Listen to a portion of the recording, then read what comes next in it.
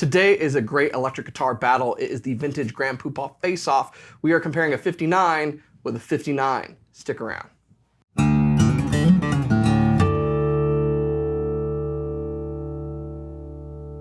Hey, you're watching Alamo Music TV. My name is Chris McKee. And I'm Cooper Greenberg. We're here with Alamo Music Center in San Antonio, Texas. You can find us online at alamomusic.com. If you're new to the channel, make sure you subscribe, you turn on notifications, you like our videos, and if you want to support us, check out our spring store link below for custom swag, and check out our podcast, the Fretboard Confessional, wherever you get your podcasts. You can also buy this guitar. You can't buy this guitar. You can buy something like that, but you can't buy that one because this one's mine. Somebody already did. You might actually recognize this guitar if you go back far enough on our channel, because I did a comparison with this versus a traditional Les Paul, and I liked it so much I kept it. So we were talking about that when we were shooting demos. It's like, 2 to 3 times in a whole year. Yeah. There's a time when Chris or I in the video say, like, this is a guitar that I would buy. I'd really like to have this guitar. It happens really rarely. I think this is the last one that you took home with you. I think so, yeah. I know you've been close on some other ones, but that kind of speaks volumes to that guitar. It does. Well, and it's one of those things too where I think, if you ever wonder, hey, are we just hyping stuff up when we really say stuff like that? No, we really mean it. Like, I liked the traditional, but to me, listening to it in the room that day, this was a completely different guitar, and I had to have it, and so I do. But I wanted to bring it in today because I thought this would be a really cool comparison. We got in this 59 custom shop Fender Stratocaster, and I think what this does is we get to talk a little bit about what 59 from both companies means, but also what's going on in the custom shop with both companies, because I think their approach is dramatically different, which is interesting considering that Fender and Gibson represent primarily the two electric guitar companies that were there at the beginning, at the forefront of creating this entirely new category of electric guitars, and how they went about it and the history that developed and how they approach that history now is different, and I find that to be pretty interesting. And you got to play my guitar today. So. I did, and it's really nice.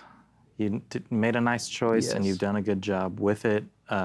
Chris was telling me, he was like, how's the setup on it? I was like, it's really good. He's like, yeah, I did that. I did the setup on it. So it's always cool. We rarely get to play each other's guitars, but I know you have a lot of cool stuff. I think over time you should probably come in and show off some of that, when the time is right. You don't need to just show off. Should we just do a collection from each of us? We could do a collection video. Mine's going to be a lot shorter. And mine's shrunk recently. Yeah. So, but here's the thing.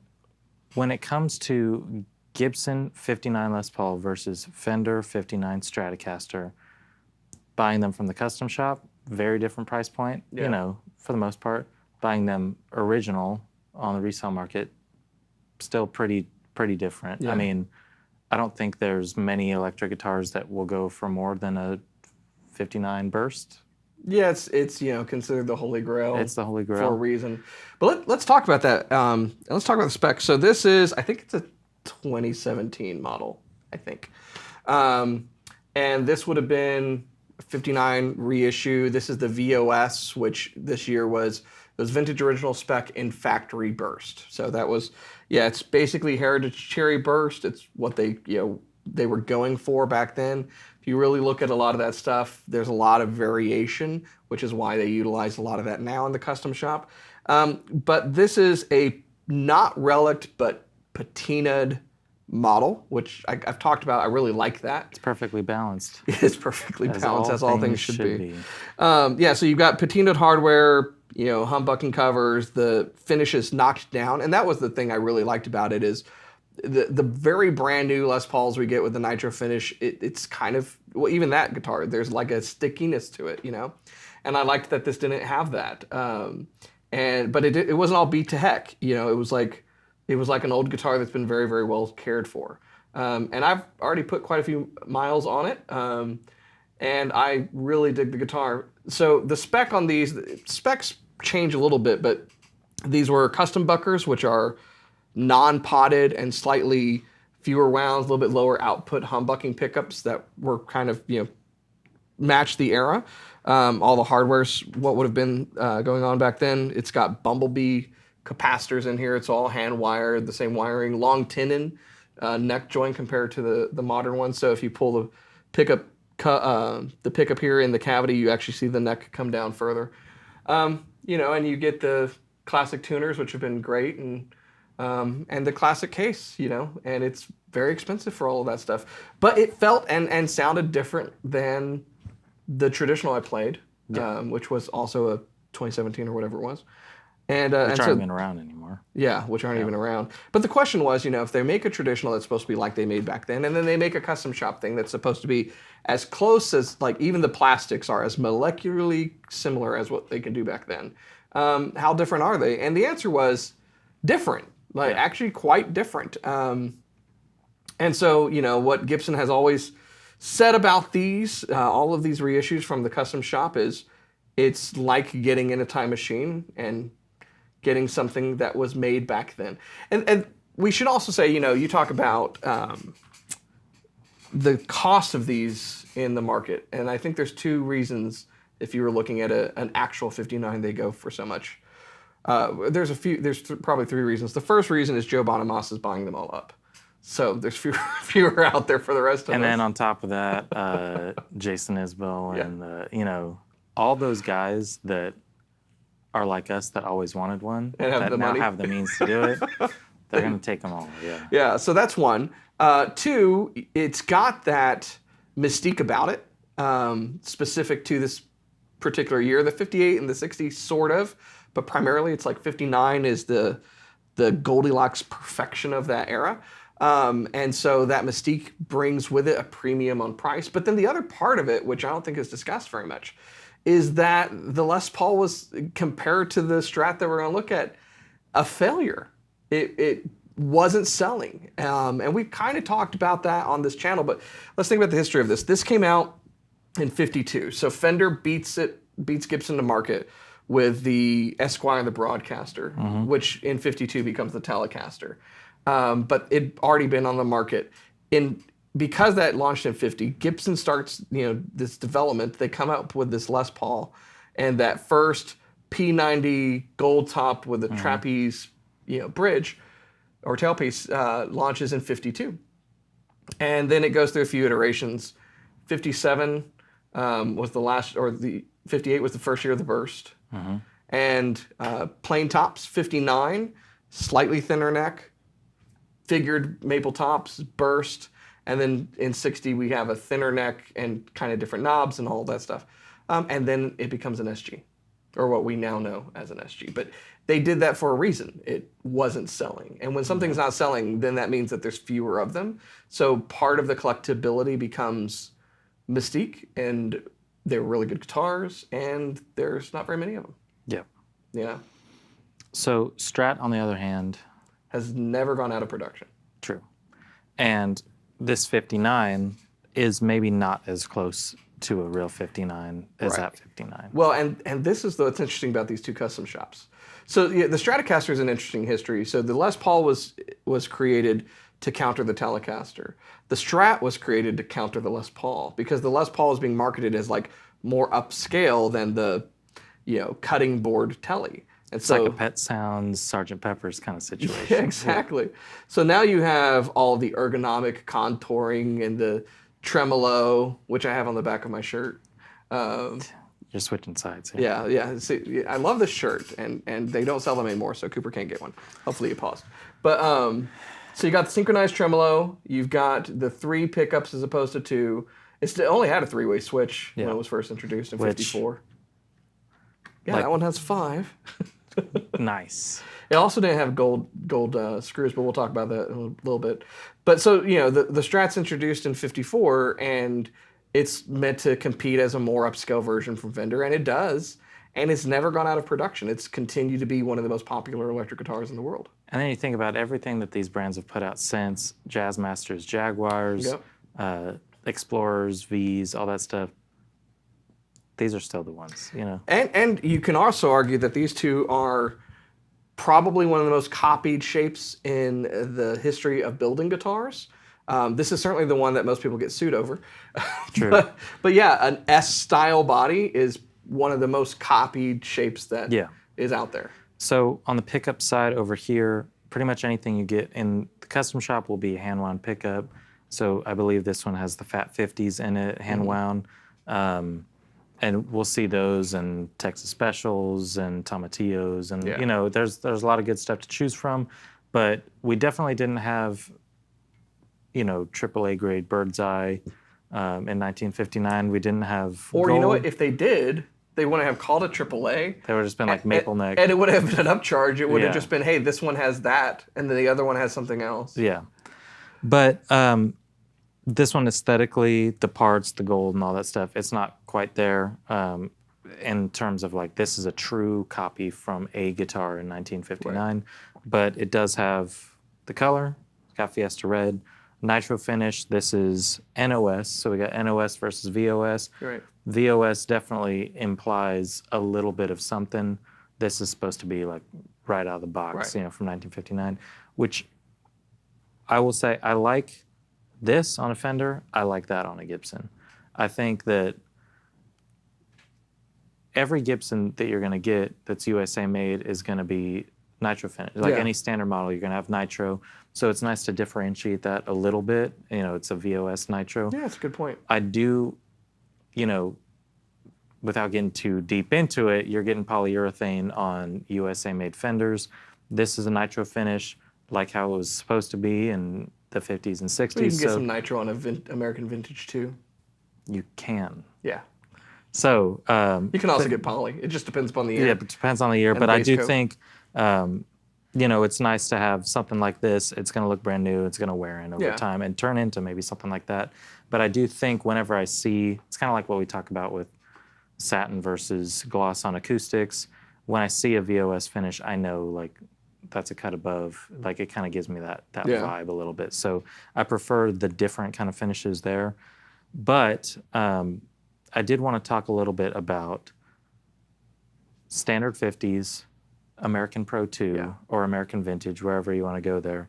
Which do you think its brand new counterpart that's currently in production, which is further off from the kind of Holy Grail years that we're talking about here? Yeah, so that's an interesting question. So before I answer that, let's clarify the differences in the custom shop. So what Gibson is primarily known in their custom, or what people primarily buy from the Yeah. custom shop of Gibson is one of two things. Either something that is a exact copy as close as possible to a vintage instrument, or something that is unabashedly a modern take on that basic recipe, if you will, like the Access Bengal Burst Les Paul. It's a Les Paul primarily, and then they make a lot of changes. The Fender Custom Shop is very decidedly in that second camp on almost everything that they do. They take a starting point, a jumping off point of some vintage reference, and then they don't really worry about sticking too close to the exact specifications. Yeah. Even if you go to the Fender Custom Shop right now and you look at Time Machine, which would imply that it's like this, right? As close as possible. You can look at some of the specs on the guitars. Like I was looking, there's a 1960 relict Stratocaster that they use as a reference on their website. And when you look at the specs of it, the pickups are hand wound Texas Specials. And it's like, well, that's obviously not what a 1960 Stratocaster would have had on it. And so, but if you look at a Broadcaster, it's pretty much Yeah. spec for spec of what it is. And that's the outlier. Most of the time it is, for reasons like this has a 5-way switch. And the 5-way switch came about because players found on their own, this is so much of Fender's history. Players figured out what made the guitars better, Yeah. and then Fender listened to the musicians and adopted those. Yeah. So a 3-way switch that you can kind of wedge in a particular area and get that in between sound. Hey, let's make a 5-way switch. Knowing that, they put a 5-way switch on this. They don't Yeah. make it exactly like it would have been. And so that's the identity of the Fender Custom Shop. Vintage, reference, modernized guitars. More often than not, it's a modern radius, it's modern switching, Yeah. it's different pickups. They might have like on this big fat D neck, perhaps. But then it's gold hardware and a bunch of other things. Yeah. What's the radius on that one? I think this is a 9.5. Yeah. I haven't looked at the Traveler in a bit, but I remember we didn't shoot this too long ago. I'm pretty sure it's 9.5. And so what they do, so going back to your question, Yeah. what Fender has decided to do is, in the custom shop, we are going to use vintage as a reference point and then create instruments from there with differing specs. Yeah. And with the American Vintage 2, they're marketing it as we are trying to get close to these vintage instruments and copy those based upon particular year references, which is what they had done, and then they moved away to general references with the original line, and now they're back to doing that, which I appreciate. So that's what they've done. And Gibson sort of adopted that, you know? So to your question of, is a 50s Les Paul closer to a 59 than a, you know, American Pro 2 or Vintage 2. Vintage 2 to this. Yeah. I mean, obviously Vintage 2 is trying to get there. And that's probably more comparable. I think the Vintage 2 is closer simply because of the reference standpoint. So what Gibson is currently doing is what Fender was doing, which Fender was looking at a decade and doing an amalgamation with the Fender original series. They've gone back to doing a single year reference, and because of that alone, the specs are going to be tighter and closer to that reference. Yeah. A 50s Les Paul doesn't have a 58 neck or a 60 neck or a 59 neck, right? Because it's a 50s. Yeah. And the colors aren't exactly accurate, and you know you could have orange drop capacitors. Well, that's not exactly vintage accurate, and so in that situation, Fender is closer, but they're both like looking back and then doing their modern stuff too, and I think that part's great. And I'm wondering if when our great grandkids are running this channel, if they're going to be like, today we got the Gibson Custom Shop 2019. Bangle Burst. Who's making the new classic? That's a great question. Do you want to hear my sad reality of that? A builder that we don't know yet? No, I think what's going to happen, I think the problem with both of these builders, and we've kind of talked about it before, is they're both somewhat pigeonholed into the golden era was in the past and looking to the past. And if they venture too far out of that, then their instruments are not well received. And so because of that, unless something in that can change, referencing, like doing a 2015 reissue is probably not ever in the cards. Yeah. Because 2015 was looking back, and 2002 was looking back, and 2022 is looking back. A builder, and a new builder, isn't really going to be looking at that either, because a lot of the newer builders aren't trying to reference their golden era from the past. They're trying to have their golden era constantly in the future. It's like Matthew McConaughey. I'm talking to myself in 10 years, Yeah. I mean, that's what like PRS and Taylor and a lot of the newer, large builders have done, is try to reference the future. And so I suspect that what's going to happen is there will be an appreciation for specs of periods of time. There is some of that with PRS, like pre-factory, they had a smaller heel and that kind of stuff. But then people will say, well, their hardware or their tuners or their pickups have improved, or their finishes have improved. So what will probably happen is there will be an appreciation for good used gear, and then an appreciation for new gear. Yeah. And the vintage period aspect will probably go away. Well, I get to play both of these, and you're going to hear they're not supposed to sound the same, so they don't sound the same. However, as we go into the demo, just revel in despair that we're closer to 2059 than 1959. And let's take a listen.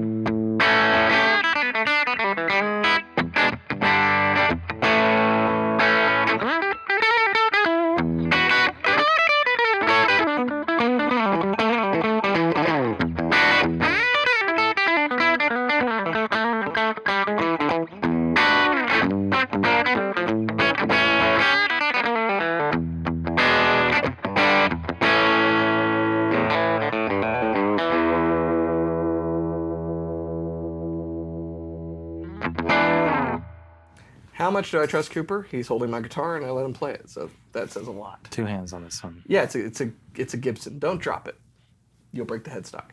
Does this one have a scarf joint? No, it's a 59. So yeah, both great guitars. Here's my feel. I love just about everything I've played from both custom shops, to varying degrees. You know, we've gotten some stuff in. I talked about the one that got away. It was a Relic 52 Telly. Typically not like, you know, I'm liking Relics, but I've loved that guitar. Yeah. We've gotten some of these in that I've really liked. And I've played so many different like custom shop gold tops from like, there were Reissue 55s and 59 ES335s, you know, and stuff. And they're always really, really good. And then the new modern stuff is great. And so both custom shops really do a great job at building incredible instruments. Yeah, they do, and it's also much more prohibitive than acoustic custom shops that we deal with. I mean, it seems like a much more elusive kind of area. It's like the secret part of the factory that they show us what they've got coming for the year, and we plan ahead and order based off not even seeing them. Versus with Taylor and Martin and Ferk and everything, it's like, here's a build sheet, tell me what you want. It'll be there in a few months, you know, some longer. But with these, I think they do an interesting job kind of keeping the exclusivity. I mean, we get with 58s, 59s, 60s, we order them. They're few and far between. They take forever to get here. They don't Oftentimes they are paid for ahead of time, you know, versus with Fender Custom Shop, it's like we don't really know what's going to be available. And yeah, Gibson does that every once in a while too, but it's like they kind of release stuff, we get to see it, and there's wild experiments and stuff like this. And it's kind of something that's fun to get surprises. And also, like Chris said, you might never think that you wanted a 52 Relic Telly, but unless you kind of play on some custom shops and see what you might like and put your hands on them, or at least do some research, listen to them being played, like you can find something that might surprise you that's like, that's the one. I mean, I don't think you were always thinking like, I gotta get a 59 custom shop. No, you know, it's funny, I'd passed on a few different Les Pauls over the years. New stuff we did have come in, used stuff that I had an opportunity to buy. Maurice had a traditional I almost bought. Yeah. You know, and I spent time with a bunch of different guitars, and I continually passed on them because they were either too close to stuff I already had, or they just, you know, didn't do it for me. I didn't want to buy a guitar to just check that box, you know? And yeah, so it's kind of like the Strat I have was a similar thing. I wasn't looking to buy a Stratocaster like that, and it's a very beautiful Fender Select Stratocaster, but it was, I plugged it in and listened to it. I was just like, yeah, I'm taking this home. Yeah, so. That's how it should be. If you're not in a place where you're like, I need this exact guitar, I need a guitar, but you're always kind of looking, keep your mind open and just kind of let them come to you, because they'll typically speak to you in that way if it's the right one. You know, to go back to your question about these, there is something that's still special about these all these years later, even though we're closer to 2059 than 1959, and that was just, they were there at the beginning. Yeah. You know, all of these decades and all of these, you know, guitars later, this is kind of where it started, and there's something just still so special about that. It's, with the era, with what was going on, it's like how people talk about that new band is Beatle-esque. Yeah. Or it's, I mean, it's like, they're reference points. the reference points, and you can't really get a new version of the inception of a new, like, kind of whole culture. Yeah. And it's weird too. I keep comparing them to Taylor and Martin because it's interesting, but Taylor was much later, Martin was much before. It's harder to compare stuff like that than these, which are like two brands that have been going back and forth and have wildly different, like, archetypal clientele. Yeah. Yet many, many people out there have a Strat and a Les Paul, or a Telly and an SG. And it's kind of cool to see how they portray the, like, inception of these in different ways. Well, I'm thankful that that came back in '68, and I think it speaks to the power of the designers when they first came up with these guitars, that all these years later, as much has changed in music and as much has changed in the guitar market, and there's a lot of, you know, very different, more modern iterations of things that you can get, these still stand up to the test and are still as popular as ever, and are still being utilized to make music very, very different from the music that they're making in 1959. So, pretty cool. Well, you can't buy that guitar, but you can buy this guitar on our website, which is alamomusic.com, where you can also message us and say, hey, when are you guys going to get another 58, 59, 60? Ideally, since we both try to look ahead and schedule stuff out, ideally it won't be too much longer that you have to place a new order and wait 2 years. Yeah. We'll get stuff in. So let us know if you like it. We'll try and find you the closest possible one, and then maybe Chris can do a setup for you. Or maybe you can buy it. I mean, I can be bribed. It just, Anyways, I love that guitar. As per usual. Yeah, so check it out on our website, alamomusic.com. And if you're new to our channel, you like guitar history, guitar reviews, and any other general guitar news, make sure you subscribe, turn on notifications, like our videos, and keep coming back. We'll see you next time.